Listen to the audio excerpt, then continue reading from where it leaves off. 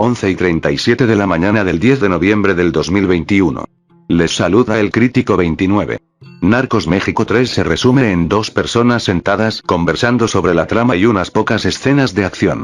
Excesos de silencios cayendo en el facilismo, los segundos pasan mientras ves cómo el cigarro se consume. El diálogo debe desarrollar la historia, decirse con la expresividad de los actores, en un contexto que hable por sí mismo, y el conjunto sea un fluido concierto de orquesta. En esta temporada se les olvidó un poco hacer eso. Y retomando el tema. El chiste de la reportera abriendo la conversación con un cigarro fue bueno al inicio, hasta sentí que le daba más personalidad. Pero luego, al contagiarse a otros personajes y escenas de manera innecesaria, ya no me hizo gracia, se me hizo aburrido. El guionista se enfrentaba a una hoja en blanco, sin ideas. Y así, mientras los actores se sientan a contarte de qué va esta temporada. Con excepción del capítulo 2, varios escenarios no estuvieron bien ambientados, había ocasiones que el contexto no parecía ser tal, o que las escenas se desarrollaban en espacios limitados a planos cerrados, centrados en diálogos, llamadas telefónicas, y el abuso de silencios. Conclusión. La pandemia ha golpeado fuerte la producción de esta serie. Los escenarios anteriores tenían versatilidad. Estos, en cambio, parecen vacíos, simples, con poca utilería, improvisados en comparación. Esperaba ver más aviones volando, pero es seguro que la cuarentena entorpeció mucho su puesta en escena. Anton Chejov decía de un principio dramático: un rifle que aparezca en escena antes, tiene que ser disparado. Así, una cierta sensación de decepción me quedó por todos esos aviones que no nos dieron la oportunidad de verlos en acción. Un deseo que no pocos esperábamos, pero ¿qué quieren que les diga?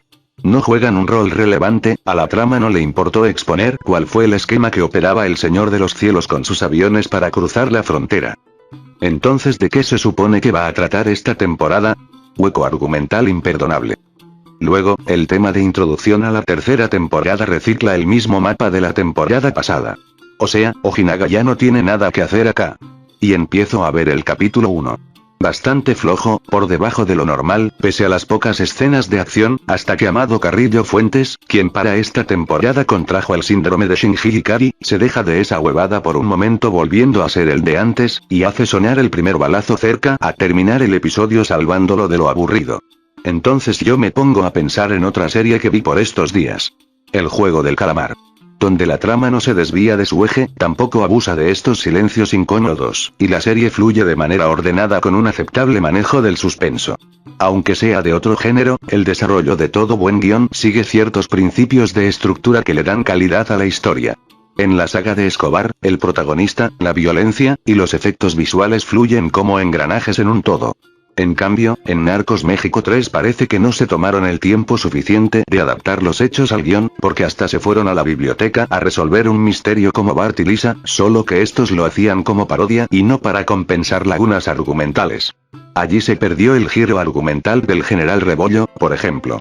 Que pudo quedar excelente, pero me dejó la impresión de no haber sido explotado como se debe, por errores como este. El protagonismo de la reportera fue el menos logrado. Esperaba mucho más de su personaje, porque había empezado bien, en un capítulo 2 que prometía bastante. Pero mucho de su potencial se quedó en promesas, y su personaje fue disolviendo su credibilidad en diálogos intrascendentes y estáticos a medida que pasaban los capítulos. Del agente Breslin no esperaba mucho. Para lo poco que hace en la serie diría que hasta lo hizo bien. Salvo por su pareja de relleno, un personaje omitible. La pareja del agente Murphy en la saga de Escobar sí aportaba a la trama, la pareja de Breslin no aportó nada. En el argot se dice nerfear a la acción, de debilitar a un personaje sin motivo. Esto le sucedió a casi todos los personajes, como al Güero Palma, que como mucho nos regaló un momento de humor, o al Azul, a quien el guión expectoró sin pena ni gloria, dándonos a entender que era un estorbo y querían sacarlo de la serie. Y siempre me preguntaré por qué Bad Bunny el Kitty Páez no fue con Ramón Arellano a Guadalajara. Si se supone que el cartel de Tijuana iba a la cacería del Chapo con todas sus fuerzas. Esperaba ver algo de la vida de Miguel Ángel Félix Gallardo en prisión, algo que siguiera la línea de las amenazas de Don Neto, pero no pasó. El mayo se pasa la mitad de la serie en un barco. Del cartel del Golfo nos hablan poco o nada, otra falsa expectativa. Ya se veía venir esta ausencia desde los primeros cortos publicitarios.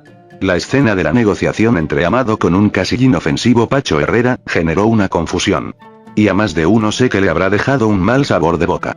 Esto había pasado. Sucede que el mismo diálogo ya se había dado en la saga de Cali, y al menos allí se desarrolló mejor. Con ejemplos gráficos, como la llegada del avión con el dinero, el flujo de los camiones hacia la frontera, la negociación, donde Amado es quien se entera de los planes de Pacho, terminando por traicionarlo en favor del cartel del norte del valle. En Narcos México 3, es Pacho quien le cuenta todo a Amado, algo ya innecesario. Solo tenían que desarrollar el motivo de esa traición, pero como era de esperar, lo solucionan en un par de diálogos estáticos sin mayor manejo de escena.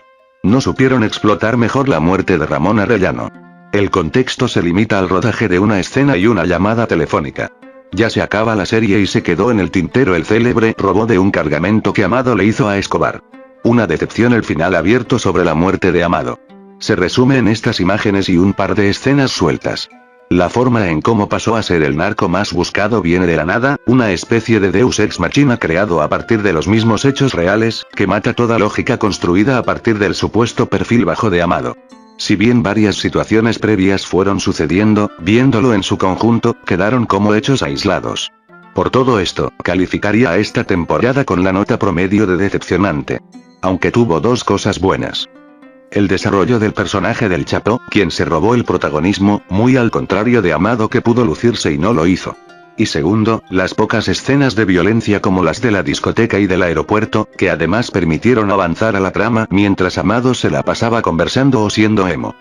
Hago mención especial a la subtrama de Juárez con el plano personaje del policía Tapia, una historia que pudo quedar mejor, lástima que nunca terminó de integrarse a la trama principal.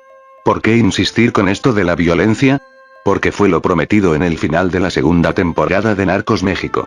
En palabras de Miguel Ángel Félix Gallardo, ahora sí van a ver qué pasa cuando le abren a la jaula y dejan salir a los animales. Y la expectativa no se cubrió ni la mitad. O tal vez se refería a otra cosa, a los guionistas supongo.